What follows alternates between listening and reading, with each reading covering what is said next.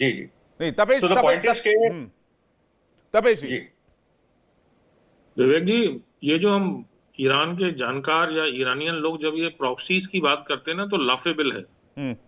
ये सबको पता है कि ईरान ने कितने, किसी भी रीजन की वजह से हो, उनका इसराइल से दुश्मनी है, किसी की वजह से, सारा प्रॉक्सी मिडिल ईस्ट में जो है मेजर ऑर्गेनाइजेशन जितनी भी है सब ईरान सपोर्टेड है। इवन इस आदमी ने, वाहिदी ने, जब 2024 में हिजबुल्लाह को पूरी तरह से ऑलमोस्ट खत्म कर दिया था इसराइल ने, तब वहां से 110 ऑफिसर्स वगैरह भेजे गए थे और कुछ सैनिक भी भेजे गए थे। वहां पे भी उन्होंने ये मोज़ेक सिस्टम अप्लाई किया और उसके बाद उसको दोबारा से खड़ा किया। उनको मतलब इंटरनल रिपोर्ट्स थी कि उनको मिसाइल हथियार सब सप्लाई किए गए। तो अब अमेरिका अपने प्रॉक्सी बिठा रहा है और ईरान नहीं कर रहा, तो कोई दूध का धुला नहीं। ना मैं कह रहा ईरान दूध का धुला है, ना अमेरिका दूध का धुला है, लेकिन प्रॉब्लम हमें आज की प्रेजेंट डेट में डिस्कस करना है, क्या ईरान इस वॉर को जीत सकता है? मेरी जितनी भी नॉलेज है 25-30 साल की, नहीं जीत सकता, किसी भी हालत में नहीं जीत सकता। क्या अमेरिका इस युद्ध को जीत सकता है? 50-50 अमेरिका जीत भी सकता है और एवरेज निकल भी सकता है, पर अमेरिका हार नहीं सकता। ना अमेरिका के लोग मरेंगे, 2-4 सैनिक तो इधर उधर किसी भी लड़ाई में हो जाते हैं।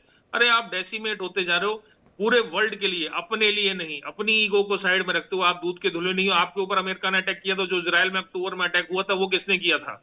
आपके सपोर्टर्स ने किया था ना। तो भाई, तो आपको चीजों को समझना पड़ेगा। आप अपने लिए जब तक जीते रहोगे कि हम तो मार देंगे, मर जाएंगे सनम, हम तो डूबेंगे, आपको भी ले डूबेंगे, ये चीज अब नहीं काम करने वाली है। आपको फ्लेक्सिबिलिटी दिखानी पड़ेगी। चीता भी अटैक करने से पहले एक कदम वापस लेता है। अमेरिका ने फ्लेक्सिबिलिटी दिखाई है, चाहे वो झूठ की हो, कैसी भी हो।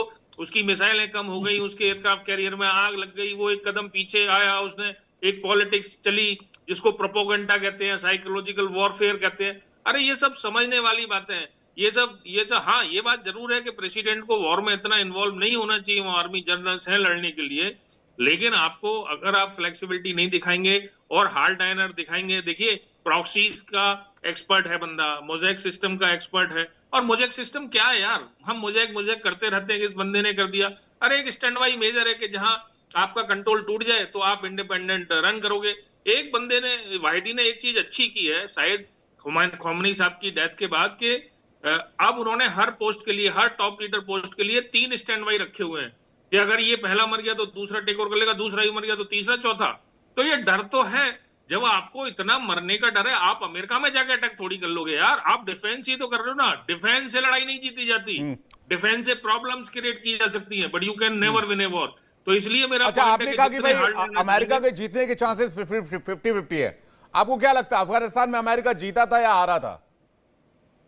देखिए, ये बहुत सब्जेक्टिव है विवेक जी कि एक पर्सपेक्टिव से अगर उसकी कॉस्ट निकालें, बॉडी बैग्स निकालें, उन्होंने क्या अचीव किया, ये तो अलग चीज है। बट फाइनेंशियली उन्होंने जंग तो ऐसी, जंग का पैमाना तो यही तय करेगा ना। कितने rare earth minerals with due respect, जंग का पैमाना तो ऐसे ही तय होगा कि भाई आपने क्या अपने टारगेट को अचीव किया। आप जिस तालिबान से लड़ते रहे, आपने अल्टीमेटली उसी तालिबान को हैंडओवर करके और अपने अरबों डॉलर के सैन्य साजो सामान आप छोड़कर गए, राइट?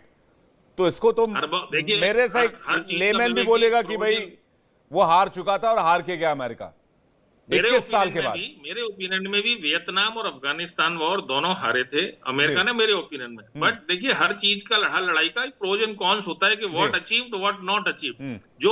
जो टारगेट था वो अचीव किया गया, जो पहला था। लेकिन अगर आप टारगेट एक्सटेंड करते रहोगे 21 ईयर्स तक, तो फिर कुछ हासिल नहीं होना, वो यहाँ भी नहीं। वही प्रॉब्लम है। अमेरिका आया था परमाणु कार्यक्रम रोकने, एक्सटेंड करके वो